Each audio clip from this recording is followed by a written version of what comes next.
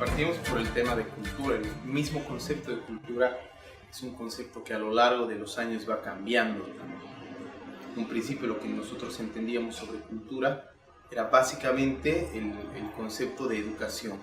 Iba muy anexado al tema de educación. Entonces, una persona tiene cultura en cuanto haya estudiado y sea afín a las normas morales de la sociedad. Aquellos que no habían estudiado, no habían accedido al sistema educativo, eran personas sin cultura, sin educación.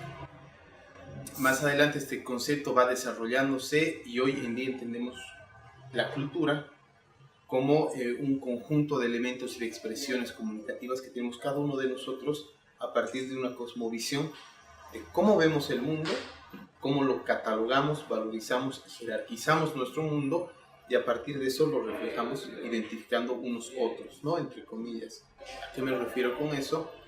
Yo mi cultura no simplemente la voy a expresar a través de mi expresión oral, escrita. La expreso también a través de mis comportamientos, a través de mi vestimenta, a partir de las palabras, la palabra escrita, la palabra oral. Entonces es un proceso comunicativo continuo. Y cuando hablamos de interculturalidad, incluye el término de inter, veo una necesidad hoy en el mundo de poder armonizar y dejar de crear estados o crear instituciones monoculturales.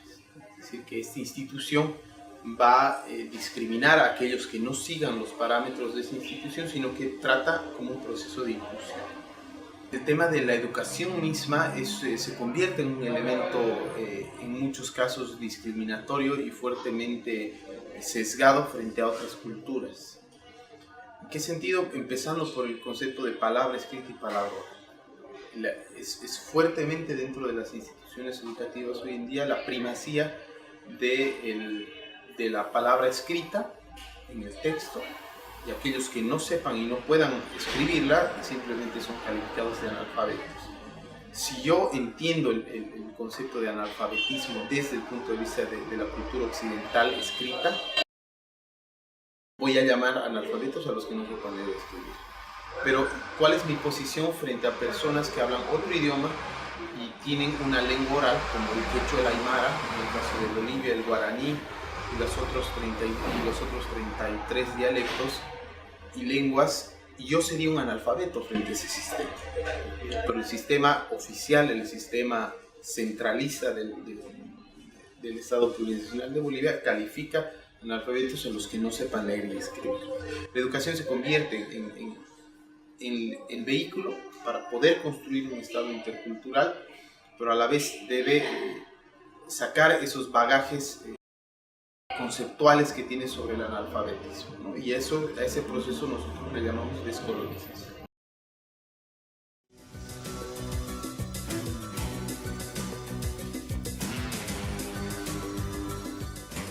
¿Qué es el gestor público?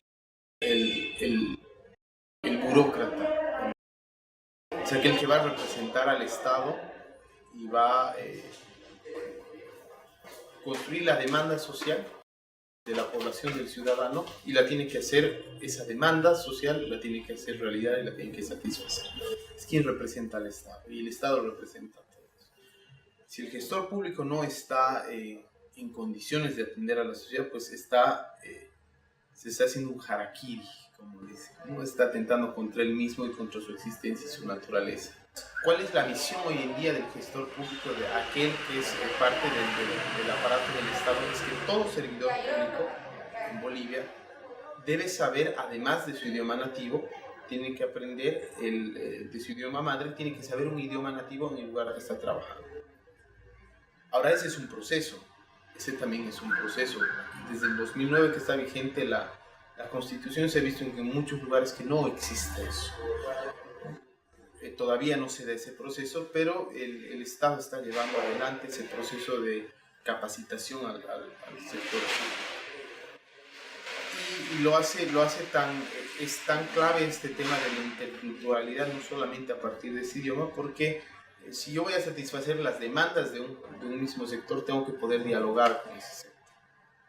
Si yo soy un servidor público, no me puedo limitar solamente a mi reglamento. Tengo que hablar con la gente y ver realmente qué necesita la gente.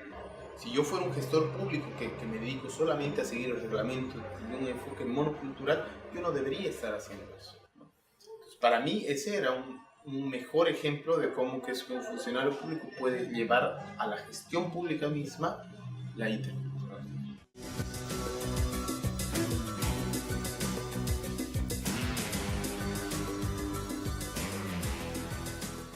Yo creo que parte primero por un tema individual, ¿no? Por una reflexión individual de que esa persona entienda lo que es interculturalidad.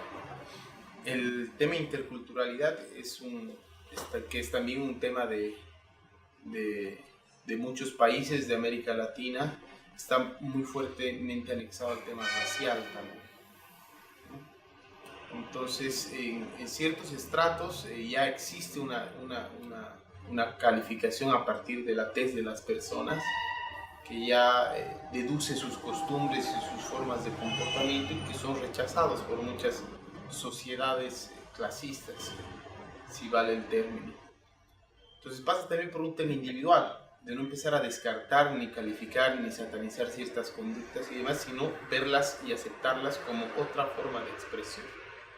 Algo que sí tiene la interculturalidad y que no podemos negarlo es sobre todo el análisis intercultural tiene mucha relatividad dentro de su análisis. No cae en teorías o en aseveraciones fuertes y concretas, y creo que eso también, siendo el fuerte, es la debilidad del enfoque intercultural.